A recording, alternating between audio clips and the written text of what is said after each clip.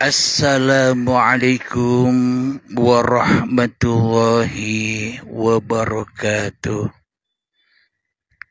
Bismillahirrahmanirrahim.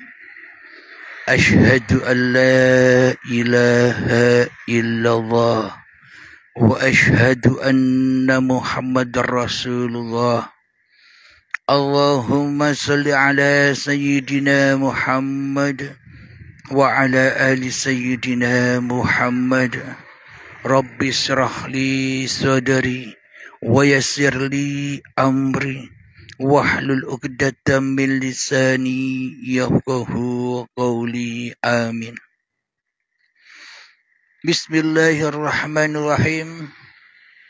Salam hormatku buat para sahabat-sahabatku tercinta, jamaah uripe Allah dimanapun Anda berada, baik yang ada di dalam ataupun yang ada di luar negeri. Semoga kita semua senantiasa di dalam kepahaman, senantiasa di dalam kekuasaan dan hidayah Allah Subhanahu wa ta'ala. Amin ya rabbal alamin. Sebelum kita awali kajian di pagi yang indah ini berlokasi di kampung halaman kami, yakni di Kota Pasuruan, Pelabuhan, Jawa Timur.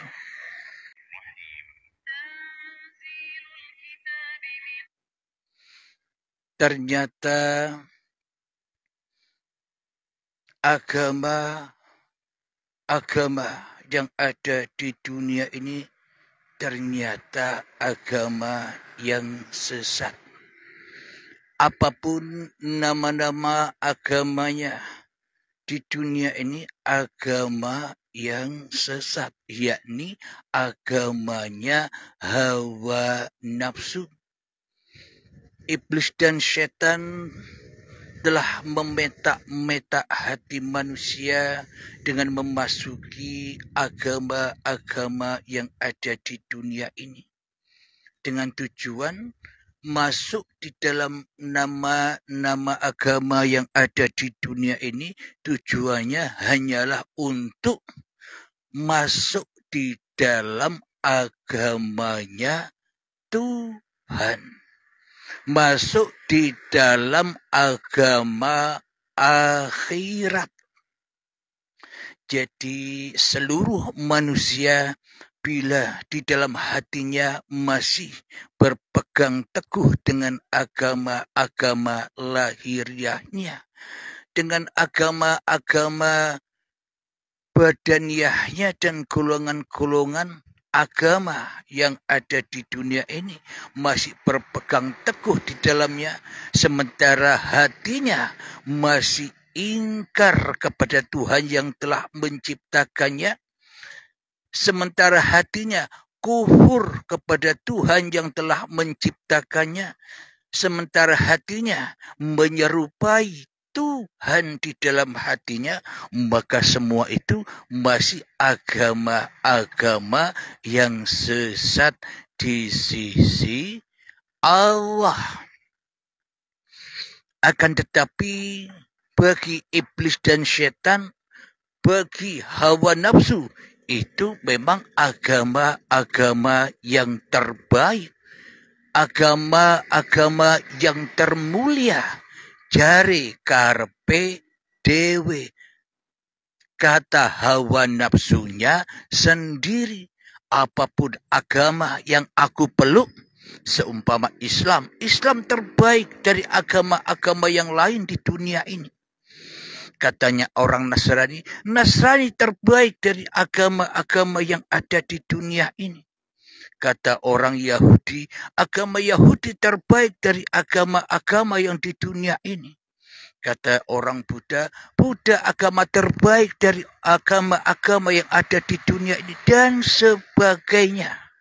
Ini kan agama nafsi dan agamanya hawa nafsu. Bila manusianya tidak mau berakhir kembali kepada agama Tuhannya. Jadi percumalah kita membela-bela agamanya iblis dan setan di dalam hati kita, sementara hati kita mengesampingkan jauh agama Tuhan yang telah menciptakan semua agama. Sementara kita mengesampingkan Tuhan yang menciptakan seluruh manusia semua, ia hanya agama nafsiyah, agama yang menyesatkan tiap-tiap diri manusianya di hatinya. Alhamdulillahirabbil alamin. Jadi agama yang benar di sisi Allah itu agama yang bagaimana? Agama yang benar di sisi Allah itu adalah, mohon kita buka di dalam surat Az-Zumar. Bismillahirrahmanirrahim. Tanzilul kitabi minallahil azizil hakim. Yang artinya kitab Al-Quran ini diturunkan oleh Allah yang maha mulia, maha bijaksana. Inna anzalna ilaikal kitaba bil haqqi fa'budillaha mukhlishan lahuddin. Sesungguhnya kami menurunkan kitab Al-Quran kepadamu dengan membawa kebenaran. Maka sembahlah Allah dengan tulus ikhlas beragama kepadanya. Berarti bila kita mempersembahkan kepada Allah dengan tulus ikhlas, itulah agama Allah. Apa maknanya? Kita kembalikan hidup dan badan ini kepada Allah. Kita kembalikan ilmu dan amal-amal yang selama ini kita lakukan kepada Allah. Kita kembalikan seluruh aktivitas tubuh, aktivitas rasa di dalam hati kita kepada Allah. Itulah yang dimaksud agama Allah. Pasrahnya kembali manusia kepada asal usulnya, yakni dari tiada menjadi tiada lagi, dari goib maka menjadi goib lagi, dari tak wujud maka menjadi tak wujud lagi, dari mati kembali kepada kematiannya, dari yang goib kembali kepada goib. Jadi sebenarnya yang goib itu Tuhan apa manusia? Bila Tuhannya goib, maka bagaimana mungkin yang goib, yang tak ada bisa menciptakan yang ada? Bila Allah goib, bagaimana mungkin bisa mewujudkan segala sesuatu termasuk mewujudkan diri kita? Itulah salah pengertian, salah pahamnya manusia di dalam beragama selama ini. Jadi manusia memasuki agama-agama di dunia bukannya tambah pasrah, bukannya tambah pulang, tapi malah tambah maksiat, tapi malah tambah ingkar, tapi malah tambah kufur, tapi malah tambah menyerupai Tuhannya di dalam syariat-syariatnya, menyerupai Tuhannya di dalam amal-amal ibadahnya, menyerupai Tuhannya di dalam kehidupan ini. Padahal Allah Sang Maha Pencipta telah berfirman, Inna sholati wa nusuki wa mahyaya wa mamati lillahi rabbil alamin. Sesungguhnya sholat dan ibadahku, sesungguhnya hidup dan matiku, Semuanya hanyalah milik Rabbul Alamin. Berarti siapakah yang paling wujud? Solat dan ibadah itukah yang paling wujud? Hidup dan mati itukah yang paling wujud? Daripada yang menciptakan kesemuanya itu. Inilah yang dimaksud selama ini kita mengikuti agama-agama iblis dan setan supaya mereka bisa dengan mudahnya mengadu domba pemeluk agama itu dengan agama-agama yang lain.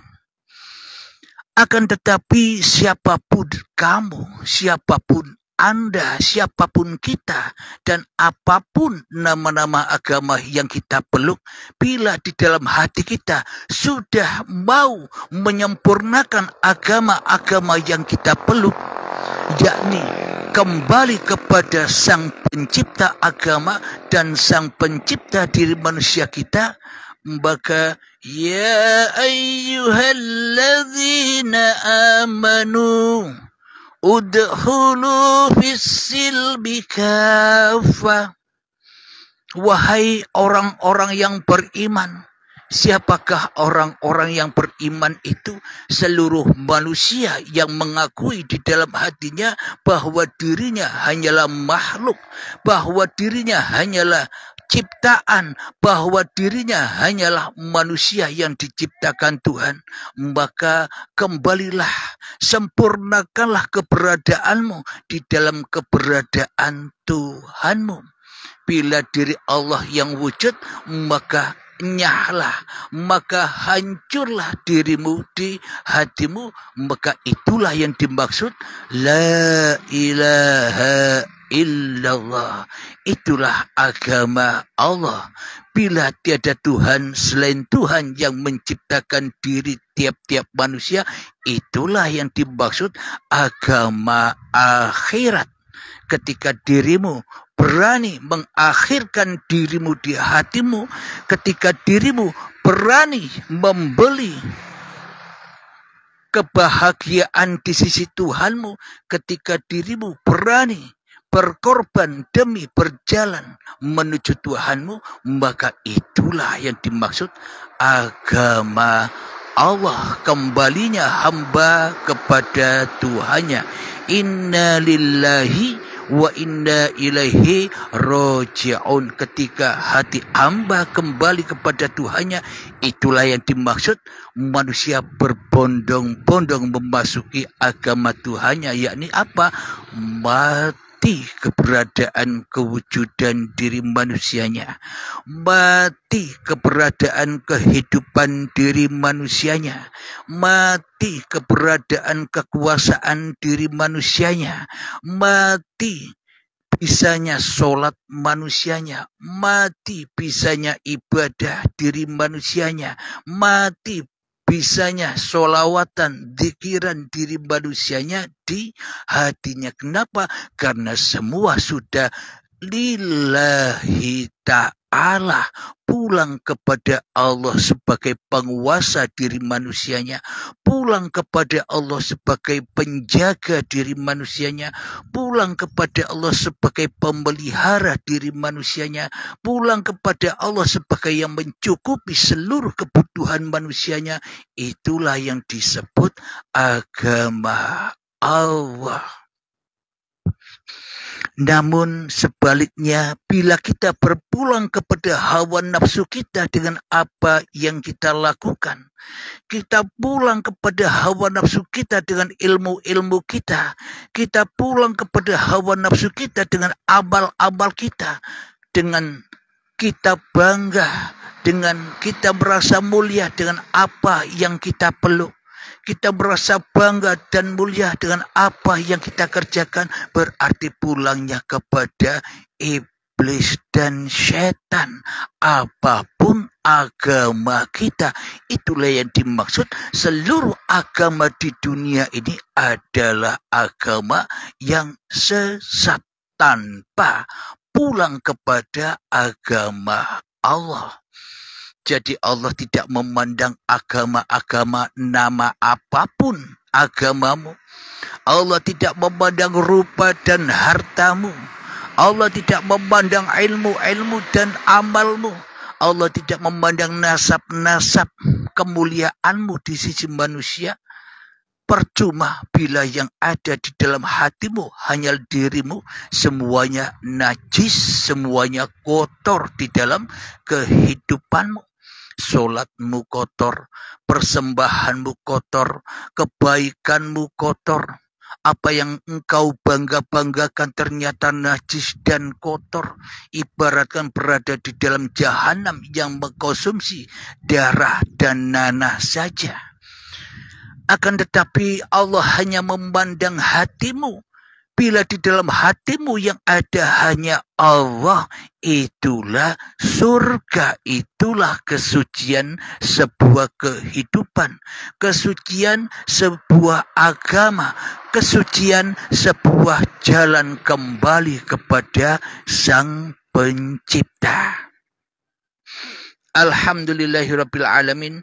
Sebelum kita lanjutkan ayatnya, marilah kita berlatih barang sejenak 3 menit untuk menyepi-nyepikan diri, untuk mentiada-tiadakan diri, untuk menggoib-goibkan diri, untuk sunyi-sunyikan diri, memalam-malamkan diri di hati kita supaya hancur lebur, supaya kiamat keberadaan hidup dan badan kita maka akan nampak, maka akan nyata keberadaan la ilaha illallah.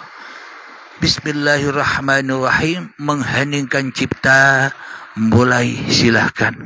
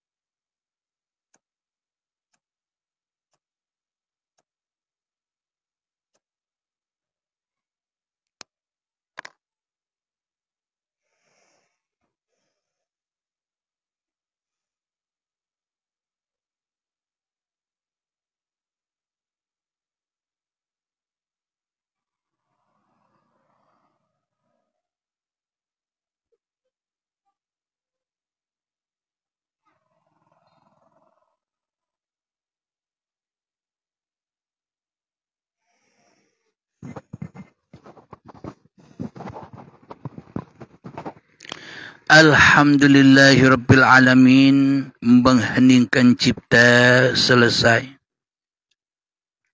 Mari kita lanjutkan buka di dalam surat Az-Zumar ayat yang ketiga. Bismillahirrahmanirrahim. Ala lillahi dinul khalis walladzina اتخذوا من دونه أولياء ما نعبدهم إلا ليقربونا إلى الله زلفى إن الله يحكم بينهم فيما هم فيه يختلفون إن الله لا يهدي من هو كاذب kafar, yang artinya ingatlah hanya milik Allah agama yang murni dari syirik, dan orang-orang yang mengambil perlindungan selain Dia berkata, kami tidak menyembah mereka, melainkan berharap agar mereka mendekatkan kami kepada Allah dan dengan sedekat-dekatnya. Sungguh Allah akan memberi putusan di antara mereka tentang apa yang mereka perselisihkan. Sungguh Allah tidak memberi petunjuk kepada pendusta dan orang-orang yang sangat ingkar. Jadi masing-masing diri kita sudah tahu kita ini diberi petunjuk apa tidak oleh Allah.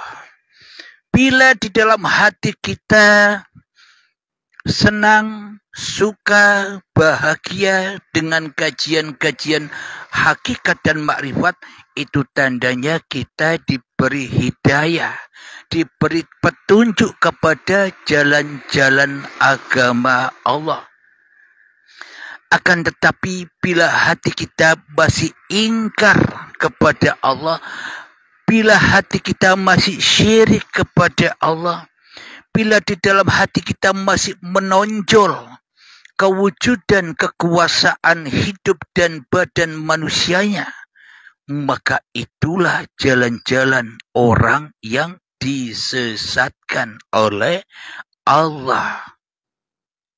Jadi bagi kita, terutama khususnya diri saya dan para sahabat-sahabat yang sudah berbaiat, tenangkanlah diri Anda karena Anda sudah berada di wilayah ilahiyah, sudah berada di wilayah alam baka, sudah berada di alam baka yang ditakuti oleh seluruh manusia. Siapa manusianya yang tidak takut mati? Siapa manusianya yang tidak takut pindah dari alam fana, alam yang rusak di dunia ini, pindah ke alam baka? Karena alam baka bagi hawa nafsu, karena alam baka bagi iblis dan setan itu menakutkan. Kenapa? Karena iblis dan setan takut bila orang-orang yang telah disesatkannya kembali kepada Tuhannya. Iblis dan setan takut bila hamba-hamba yang sudah dijerumuskan ke dalam api neraka, ke dalam jahanam, yang sudah kumpul lama dengan iblis dan setan takut bila manusianya kembali pulang kepada Tuhannya. Maka dari itu menakutkan sekali alam baka ini. Maka dari itu sangat menakutkan sekali kematian ini bagi hawa nafsu. Bila hawa nafsu masih menjadi raja, yang paling ditakuti di dalam hatinya yakni kematian. Bila disebut kata kematian, bergetarlah arasnya, bergetarlah jiwanya, bergetarlah rohnya, bergetarlah nyawanya, dan bergetarlah hatinya. Bila mendengar kata-kata baiat harus mati, maka ia jauh-jauh meninggalkan kematian, karena diri manusianya sesungguhnya tak mau tidak jadi Tuhan lagi. Karena hawa nafsu maunya hidup terus. Karena hawa nafsu maunya hidup selama-lamanya. Bahkan orang-orang yang sudah kembali kepada Allah, bahkan orang-orang yang sudah meninggal di dalam kuburan tidak rela dan tidak ridho bila mereka sudah meninggal.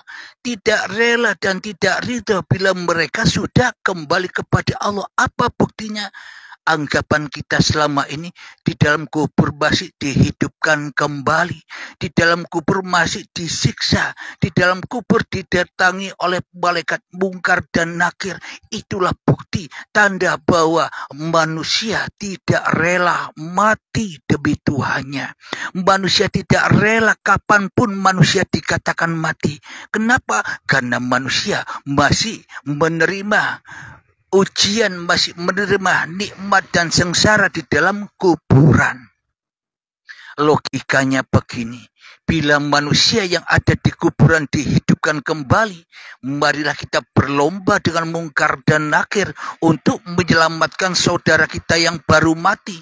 Kita gali lagi kuburannya agar mereka hidup lagi dan berkumpul dengan kita lagi di dunia. Bila memang dihidupkan lagi.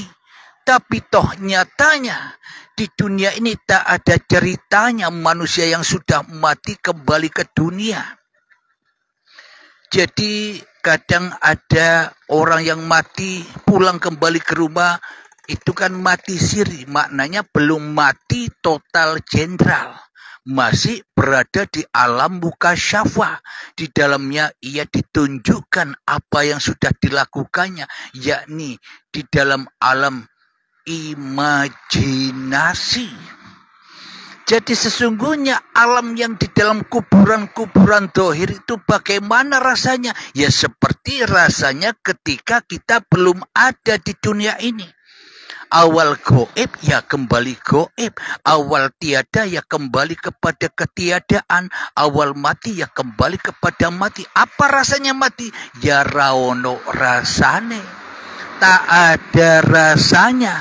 Yang ada hanya la ilaha illallah. Rasanya sang dalang sendiri.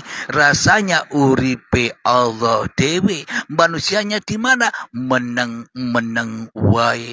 Manusianya di mana? Enjoy wae bagi orang-orang yang sudah berbaiat. Alhamdulillahirabbil alamin.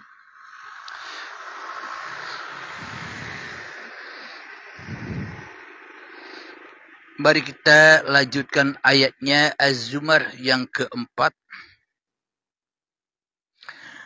Lau arada Allahu an yattakhidha waladan lastafa mimma yakhluqu ma yasha. Subhanahu huwallahul wahidul qahhar. Yang artinya sekiranya Allah hendak mengambil anak, tentu dia akan memilih apa yang dia kehendaki dari apa yang telah diciptakannya. Maha suci dia, dialah Allah yang Maha Esa, lagi Maha Perkasa. Ada di dalam suatu agama yang menganggap Rasulnya sebagai anak Tuhan. Anda bisa menerka sendiri. Anak Tuhan. Bagaimana mungkin Tuhan punya anak? Berarti Allah Tuhan tidak suci. Kenapa? Karena menyerupai makhluk. Karena menjadi ayah, karena menjadi orang tua, berarti kan sahabat dengan makhluk. Berarti agamanya masih agama dunia. Agama yang menyesatkan hati manusianya. Karena apa? Karena manusianya di dalam hatinya lebih nyata, lebih gamblang, lebih wujud, lebih hidup daripada Tuhannya. Maka dari itu diserupakanlah Tuhan dengan manusianya. Akan tetapi yang dimaksud anak Tuhan itu bagaimana menurut yang sebenar-benarnya? Yang dimaksud anak Tuhan itu yakni Rasul-Rasulnya Allah. Karena salah pahamnya, karena sangat mencintai nabi-nabinya sehingga mendewa-dewakan nabinya seperti anak Tuhan. Sama halnya di dalam Islam mendewa-dewakan jasadiahnya Kanjeng Nabi Muhammad sallallahu alaihi wasallam. Sedangkan Nabi Isa, sedangkan Nabi Muhammad di saat hidupnya pernah berkata, wahai sahabat-sahabatku, jangan kau dewa-dewakan aku. Jangan kau mulia-muliakan aku. Aku hanya manusia biasa seperti kalian.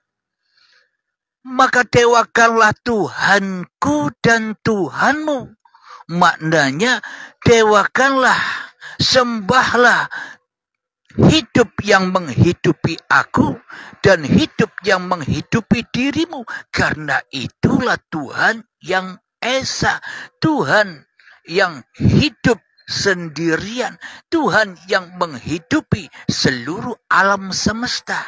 Nah, para nabi dan rasul sudah berpesan demikian, kok kita masih mendewa-dewakan, memulia-muliakan jasad-jasad yang wafat.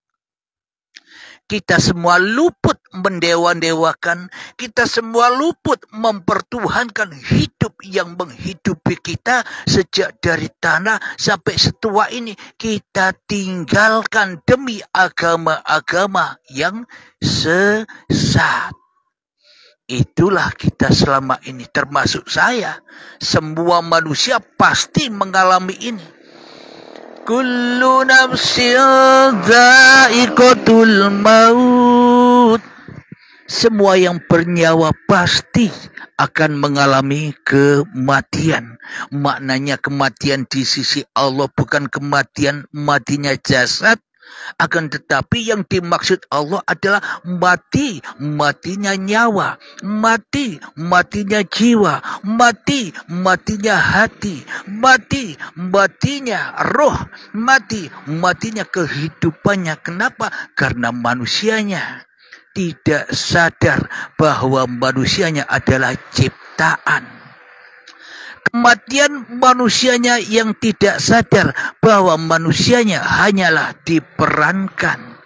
Mati hatinya manusia yang tidak sadar bahwa manusia itu hanyalah rahasianya hidup, rahasianya Tuhan. Al-insanu sirri wa ana sirruhu. Manusia itu adalah sebuah rahasia dan akulah yang merahasiai manusia ini, yang manusia tidak sadar. Akhirnya mati jiwanya, mati akalnya, mati kehidupannya. Akhirnya ia tenggelam di dalam agama-agama hawa nafsunya. Alhamdulillahirabbil alamin. Marilah kita akhiri dahulu pertemuan kita di pagi yang indah ini. Akhirul kalam, assalamualaikum warahmatullahi wabarakatuh.